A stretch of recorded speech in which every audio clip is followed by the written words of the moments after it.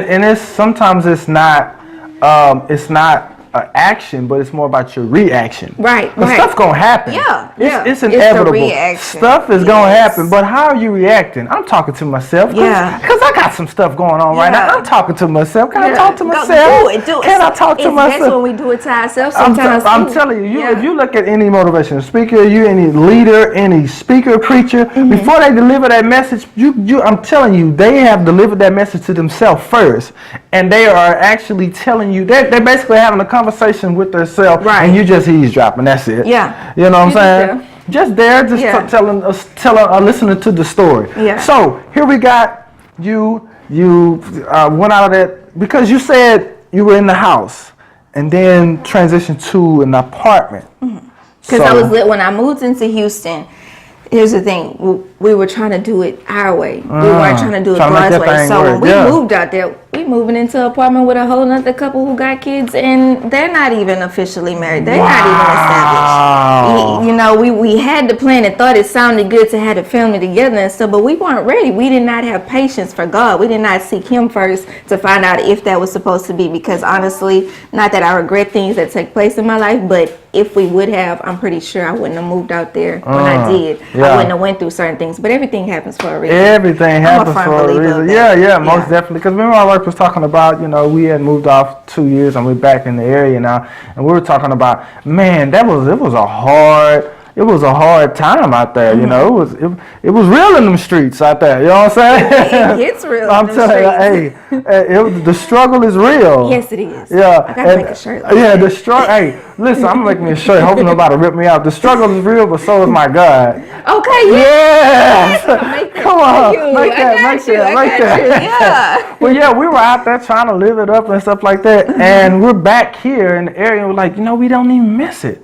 It's like we are a different person. It's like we're in a different area because we're different people. It's almost like Beaumont is a different city, a different state, because we have a different perspective of thinking and our minds. But it took going through those dark places of like, yo, these lights about to get cut smooth off. They on now, but how much longer? You know what I'm saying? Hurry up and cook that meal because we just hurry up. I got these candles ready. We're going to make it a romantic night. It gets real. And we're going to light these candles. There you go. You go ahead, hit them candles. Turn off the light. Yeah, we're going to make it do what it do. So I understand what you're saying about, trying to, like the old folks, you say, you still wet behind the ears, you smelling yourself. You're smelling yourself. You think you're grown, and when you go out there and you try to do it your way, and us as jumpers, and there's a lot of people that listen, you're jumpers, you're passionate and you're jumping because you want things to happen, and you feel like it's God, but it's a thing called patience, and you have to wait. Absolutely. And that preparation. So you go through that. You're in an apartment, living with full house. Yeah. And so how was that? It didn't last long. It didn't. It was trying. I didn't like it.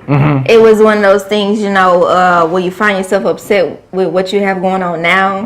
And it was like, I'm the type of person, I believe, but it took some time for me to get that way, but I don't like this, so I got to fix this. And so that's when it was like, just trying to find different jobs, trying to find other ways for money to come in. In the meantime, too, find out, this is not going to work between us. So got to really get on my two-toe, gotta do what I got to do. So then that's when we got into the apartment, and that's when it ended up starting to get started. Yeah.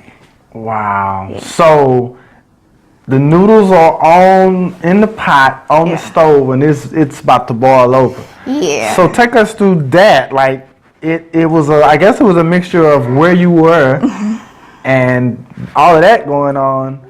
Plus, you ain't doing it God's way. You got that. Yep. So you got all these different red flags and emotions going on. I should have just, like the song said, everything that could go wrong, going wrong all at one time. At once. So much pressure on me. I thought I was gonna lose my mind.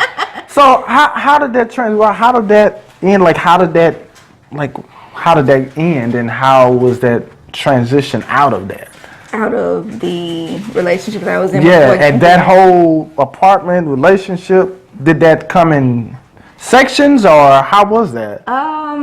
Well, kind of, I guess you could say sections, because that's when I kind of had the mindset, okay, I need to step up and I need to do this. So then that's when I get the apartment in my name. I have the nice job and everything, and I'm able to be in control and take care of it. But then also, I would still have my mindset, because this is what's told, you know, you started a family, you don't want to keep bringing men into it. I wanted to make my family work. I still was stuck on that around that time. Oh my God. So yeah, he ended up moving back in. And but then that's when another time clash, maybe I think literally one time, and that's when it was just like, okay, let's just cut this out. Let's cut this out. And so he moved away, and I stayed there with my kids, and then that's when I kind of told you I had the freedom. And so then that's when I had the freedom for about a year after he was gone, and I was there just living it up. But then finding out people was staying in the area that I was staying in Houston, and it was a lot of my classmates and stuff. Okay. So just meeting one classmate, find out another classmate here, we all starting to link up and everything, and then I found out that my old high school sweetheart was in the area too. So made arrangements for us to finally meet and talk with each other, and when we did, it was like as if we never stopped dating each other. It was a weird feeling. That's what really I feel like just snatched me. That's how I believe the enemy just snatched me. Yeah.